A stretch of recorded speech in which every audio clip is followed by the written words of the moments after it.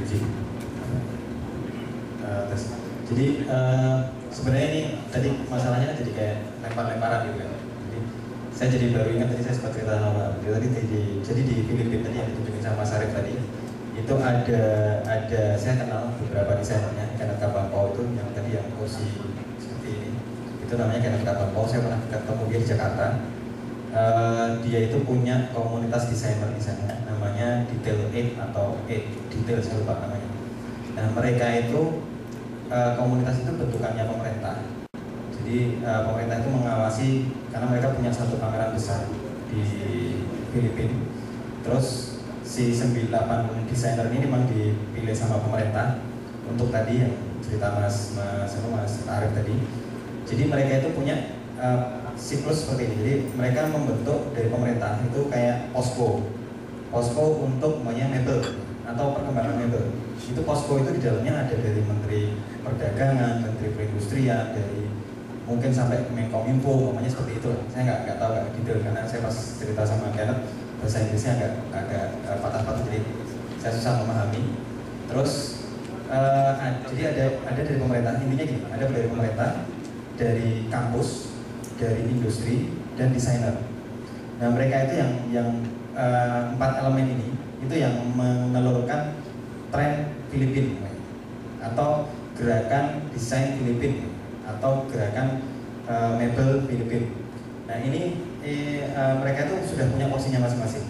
Si pemerintah yang posko yang pemerintah karena banyak kementerian, mereka itu bahwa membuat semacam regulatornya atau fasilitatornya. Saya nggak begitu paham juga. Jadi mereka membuat regulasi karena mereka pemerintah.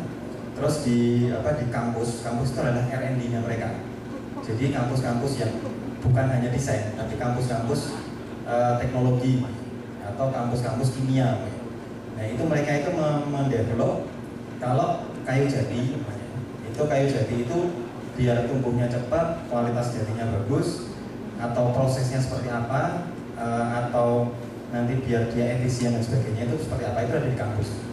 Terus di perusahaan di produsennya itu mereka memproduksi barang yang memang sudah disepakati bersama dan mereka tahu pasar. Ini pasar, tadi saya juga untuk masalah film tadi juga ada nggak yang tahu pasar gitu? Karena kalau cuma buat top ya sama aja gitu, ngapain? Tapi kalau ini sudah ada elemen yang tahu pasar, yang bisa memproduksi, tapi mereka nggak punya kemampuan di desain. Nah ini yang 98 orang desainer ini, walaupun di bawah mereka itu banyak, jadi nggak jadi dewa. Ini paternalistik memang saya mungkin setuju juga. Karena di sana si 8 desainer ini bukan dewa. Kalau di sini kan saya ngeliat, sorry mungkin Mas Arif udah dewanya. Oh ya, Madi. Tapi di sini makanya kayak gitu. Tapi si 8 desainer yang saya kenal itu mereka benar-benar bukan dewa, cuma mereka adalah orang yang diberi tanggung jawab oleh pemerintah. Jadi desainnya itu bisa dari siapa aja. Karena mereka punya satu komunitas tersendiri. Jadi 8 orang ini di bawahnya ada 10, 100 gitu. Nah ini masuknya lewat mereka. Mungkin cara seperti ini yang bisa kita coba. Ataupun kalau memang nanti dari pemerintah agak sulitan, karena yang paling saya bayangkan susah itu nanti pemerintah dengan strukturnya yang mungkin kita nggak tahu.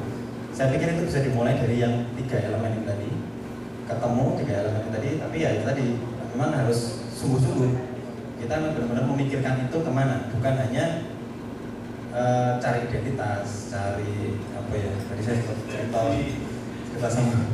Jadi di sini kadang-kadang cuma orang mangan apa-apa nih, yang penting eksis. Kadang-kadang gitu juga. Kondisi-kondisi seperti itu yang akhirnya merusak sistem yang kita bangun. Nah kalau memang kita semua bersungguh-sungguh tahu apa yang harus kita kerjakan per orang pasti ketemu. Terima kasih. Mas Arif atau Mas Badrun juga ya, waktu sudah Mas. Dikit.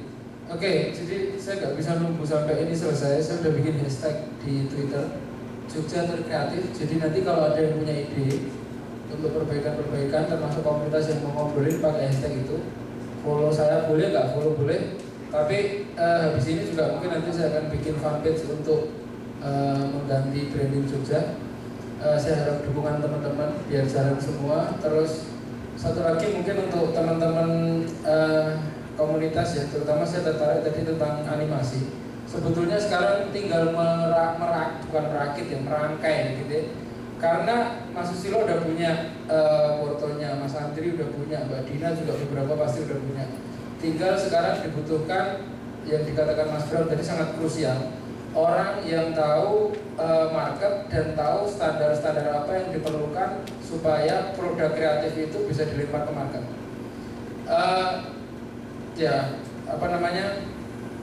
Kita nanti akan diskusikan banyak di situ karena seperti juga yang saya alami di Peta Outlet itu, orang yang bisa bikin iklan lebih bagus dari Peta Outlet itu ada beberapa, nggak banyak tapi ada beberapa.